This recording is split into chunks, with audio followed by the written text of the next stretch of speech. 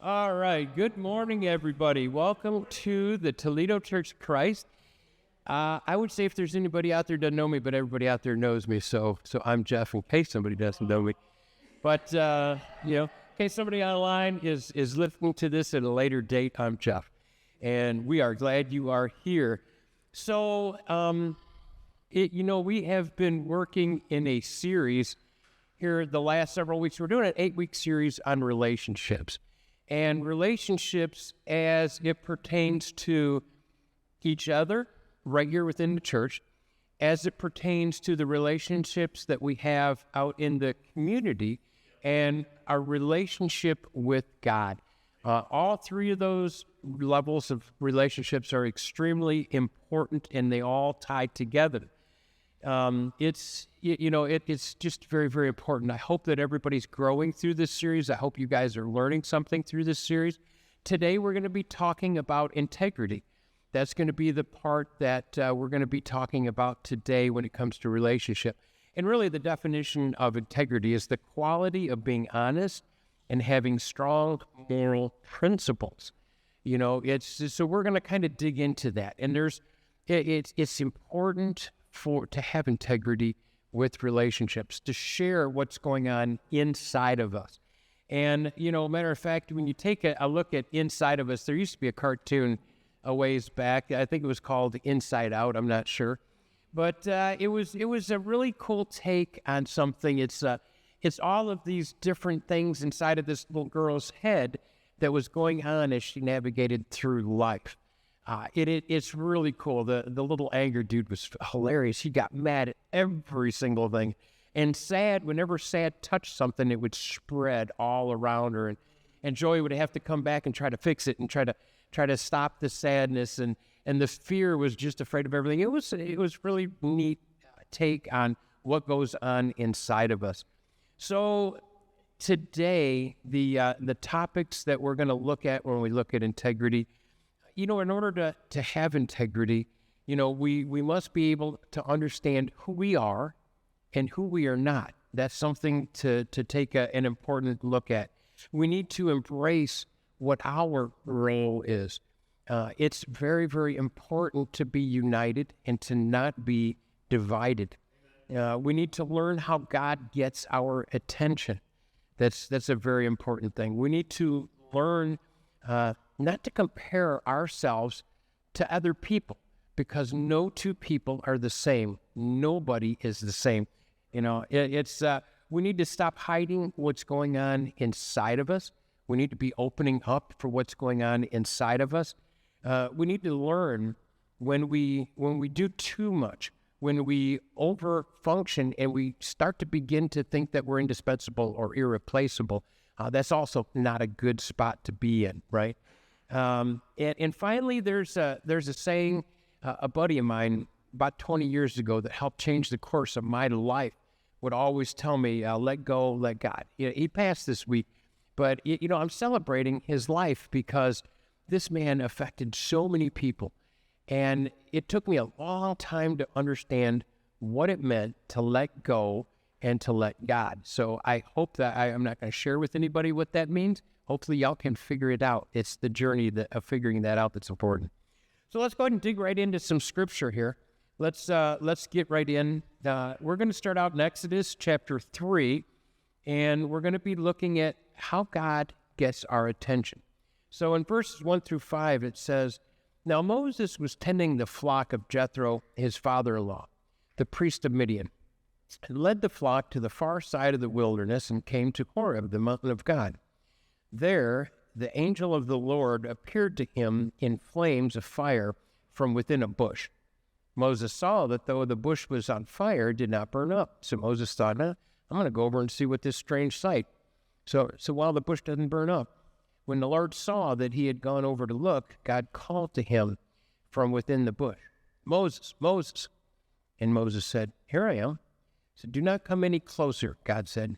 Take off your sandals, for the place where you are standing is holy ground. When you think about this moment right here, first off, it would be very crazy to see like a little bush of tumbleweed or something that would just go right up in flames and burn for all of about 5 seconds and be gone, to see it burning and burning and burning and nothing happening. Kind of like one of the fake logs that you have in a fire. The fire keeps going and going and going, and everything stays exactly the same. Pretty soon, it's like, what? That had to have been quite the sight. But you think about how Moses' life was changed in just an instant. In just 1 minute, he's just taking care of the flock. He's a shepherd, and everything's going. It's mellow. He's been out there 40 years. He's got a family, taking care of the father-in-law's, flock. And all of a sudden, the next minute, God's going to grab his attention and say, you know what I want you to do is you're going to go talk to the most powerful person in the world, Pharaoh, who's the leader of Egypt. And he's had the Israelites as slaves for 400 years. You're going to go free them. You think about taking care of the flock out in the wilderness, just letting them eat, letting them do their thing, to going and doing something like that. His life was completely changed in just a flash, in an instant. So, we're not going to get a burning bush in our life. We're not going to see that, more than likely. You're not going to. I would highly doubt that we're going to see a burning bush, right? It would definitely get my attention. But God does have ways to get our attention. And what tends to be, in my experience, what tends to be the problem is not God talking to us or trying to get our attention. It's us listening as to where we have the problems. That's where we kind of struggle in our journey, is listening to God. One of the things that we've been doing in this series, and I know that there's some people that are doing it and there's some folks that aren't, but we've been doing where you take 2 minutes and empty your head of everything and then dig into the scripture for that day and really, really dig deep. And God's going to speak to you through things like that right there. That's the way. It takes a while. It took me a while to work up to this, because I had a heck of a time emptying out my head in order to listen to him. But when you do, you have a whole new way of seeing the scriptures, and a lot more comes to you looking at it with what it means, right? It's up to us to listen. I'm thinking of how uncomfortable it had to be for Moses.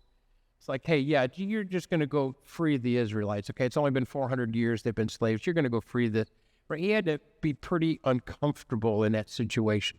And, sometimes when God gets our attention, it can be very uncomfortable. For me, I don't know about anyone else here. I don't want to speak for anyone else. But for me, I'm hard-headed. I wish I wasn't. I really do. God generally has to put pain in my life to get me to learn and to grow. It's like, I wish I could get it without the pain. I wish I could just listen to him and change. And yet, I just had a conversation with a brother about that. Wouldn't it be so cool if we could just learn from what people are sharing with us, and we could just learn and not make the same mistakes, and if we could just grow, and, over a few generations, nobody would have pain anymore, but it just doesn't work that way. So, it's just how it is. But God can get our attention. We just need to listen. So I really encourage you guys, if you are not doing this, take 2 minutes. And it's hard. I set the timer on my phone so it goes off when the 2 minutes is done.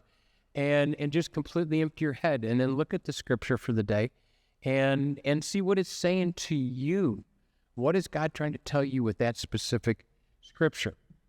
All right, let's go on to the next one here. I've got quite a few to kind of go through, so I don't want to park on any one too long. It's important that we embrace who we are and who we are not. And in this here, let's look at John chapter 1. We're going to pick up in verse 19 here. It said, "Now this was John's testimony when the Jewish leaders in Jerusalem sent priests and Levites to ask him who he was. He did not fail to confess, but confessed freely, 'I am not the Messiah.' They asked him, 'Then who are you? Are you Elijah?' He said, 'I am not.'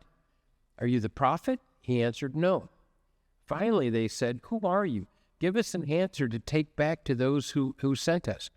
What do you say about yourself?' John replied in the words of Isaiah the prophet, 'I am the voice of one calling in the wilderness, make straight the way for the Lord.'" Now, just in case somebody's not familiar with this scripture, this is John the Apostle talking about John the Baptist. So it's John the Baptist that is talking right here. And they're asking him, who are you? Are you the Messiah? And it's important to know he didn't take that credit for himself. He didn't take that. He stood up and said no, right? He stood up and said no. He said, I'm not the Messiah. He didn't focus on himself. He didn't bring that attention to him. In Malachi 4, there's a promise that Elijah would come back before the day of the Lord. That's why they ask him, are you Elijah? He's like, nope, I'm not Elijah. Are you the prophet? Well, in Deuteronomy, in chapter 18, it said God promised another prophet would come in due time. So they're asking him, are you the prophet that's mentioned in here? And he's like, no. So he went to Isaiah to explain what his role was, right? He wasn't trying to take fame for himself. He wasn't trying to make himself. He understood what his role was, right? It's important because it gives us a healthy understanding of our gifts and our limitations. And we all have different gifts and we all have different limitations. It's important for us to understand who we are, what gifts God has given us. Each one of us, we're all different. What has God given us as a gift? What limitations has God placed on us? And to be very open and very honest with ourselves when it comes to this and with others. I'll use myself as an example. I am not a preacher. I'm not a church leader, right? That's not who I am. However, I've stepped in a time where there was a need to fill in until somebody would come. And, like John the Baptist in his situation, he came in to prepare the way for the Messiah who was to come. It's just understanding who we are, what our gifts are, what our limitations are. Let's go ahead and move on and talk about embracing our role. And if we stick in the book of John in chapter 3, picking up in verse 25, it says, an argument developed between some of John's disciples and a certain Jew over the matter of ceremonial washing. They came to John and said to him, Rabbi, that man who was with you on the other side of the Jordan, the one you testified about, look, he is baptizing and everyone is going to him. To this, John replied, a person can receive only what is given them from heaven. You yourselves can testify that I said, I am not the Messiah, but I am sent ahead of him. The bride belongs to the bridegroom. The friend who attends the bridegroom wants and listens for him and is full of joy when he hears the bridegroom's voice. The joy is mine and now complete. John here embraced his role in what his role was. And it is so important to understand everybody's role is important. There's nobody more important. In this case, obviously, the Messiah trumps that. The Messiah is obviously. But in our case, in everyday cases, when it comes to our relationships with each other, everybody's role is just as important as the others. Okay, one of the most important things to consider when it comes to our roles is that we need to be united and not divided, right? You seen how they were like, hey, look, he's getting more than we're getting now. It's kind of dividing the camp and saying, hey, hang on a second now. He's got more than we got. And they wanted to divide. And what does John say? John says, no. This is not my role, right? He was there to unite. We're all on the same team here. We're all together. And that's important to understand. When you look at a story in history here in the United States about being united and being divided, there was a lady named Rosa Parks. She was from down in the South in the 50s. And it was in an era where this country was extremely divided. It was very, very divided back then. And it was so divided that on the buses, the white people would sit in one area. They would sit at the front of the bus. The black people would sit at the back of the bus. And on December 1st of 1955 in Montgomery, Alabama, she said, I'm tired. I'm tired. Not tired physically. I'm tired of being divided. I'm tired of being divided. And she sat in front of the bus. And that changed the history of this country. And, people benefit all around us when we are united. People benefit from this. It's important to be united, especially when it comes to relationships. Our relationship with God, our relationship with each other in here, our relationship in our communities. I can't stress enough the united part of that. Okay, now let's move on to Luke chapter 22, where we're going to talk about no two are the same. In Luke 22, Jesus went out as usual to the Mount of Olives, and his disciples followed him. On reaching the place, he said to them, "Pray that you will not fall into temptation." He withdrew about a stone's throw beyond them, knelt down and prayed, "Father, if you are willing, take this cup from me, yet not my will, but yours be done." An angel from heaven appeared to him and strengthened him. And being in anguish, he prayed more earnestly, and his sweat was like drops of blood falling to the ground. Jesus had told everybody that he was going to suffer this really, really painful death. It was going to be a very, very ugly death. He had a cup of suffering that he was going to experience. And something that I don't think we often realize is we all have a cup of suffering prepared for each one of us. All of us have our own cup of suffering. And it's, sometimes it could just be your limits. Maybe it's setbacks that have happened in your life. Maybe it's just difficult decisions, choices that you've had to make in your life. There's all kinds of things that can come into play when it comes to your cup of suffering. But it's important, and so important, I can't stress this enough, that nobody here is exactly the same as anyone else. No one has lived the exact same life. We used to think, your thumbprint is, you're the only one that has that, and that was good for a while, and they thought, well, we found out we have a couple of them that match. I don't know where DNA is at. Maybe DNA says we're still apart. Maybe one day they'll find some that match. But I can tell you without any kind of reservation, I can tell you completely without any doubt that nobody has lived the exact same life as someone else and has the same experiences. All of our life's experiences, all of what we have been through, only we can truly understand that. And it's just so important to understand that, there's just no two people the same, right? And it brings us up into Genesis, not hiding who we are. We need to be open about what's going on inside of us. We need to be open about this. Let's look at Genesis chapter 3. "So you will not certainly die," the serpent said to the woman, "for God knows that when you eat from it, your eyes will be opened, and you will be like God, knowing good and evil." When the woman saw that the fruit of the tree was good for food and pleasing to the eyes, and also desirable for gaining wisdom, she took some and ate it. She also gave some to her husband who was with her, and he ate it. Then the eyes of both of them were opened, and they realized they were naked. So they sewed fig leaves together and made covering for themselves. The figs were to cover their shame.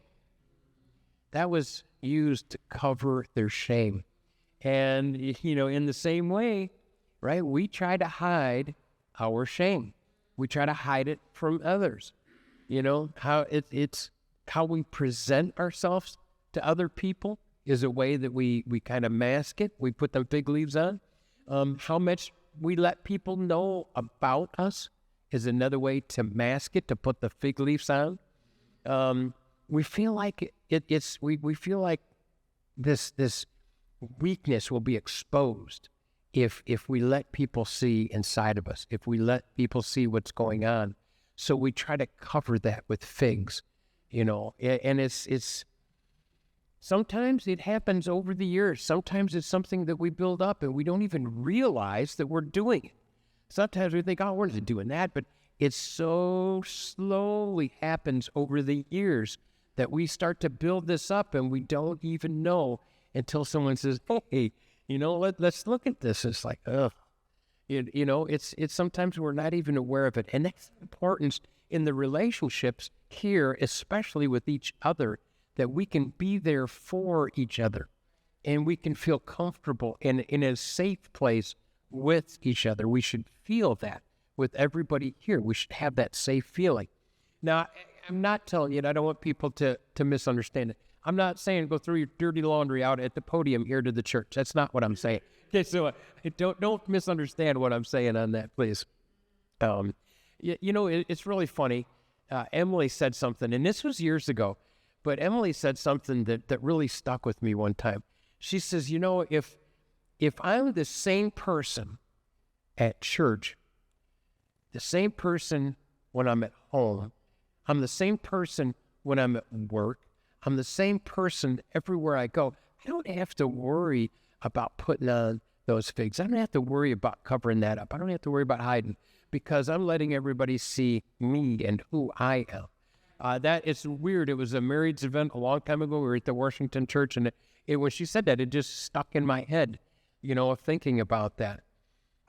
So I would say as you go through your day, and sometimes as you have your quiet times, when you take that 2 minutes, think about, am I putting a fig on and not even realize, what's your fig, what is your fig leaf?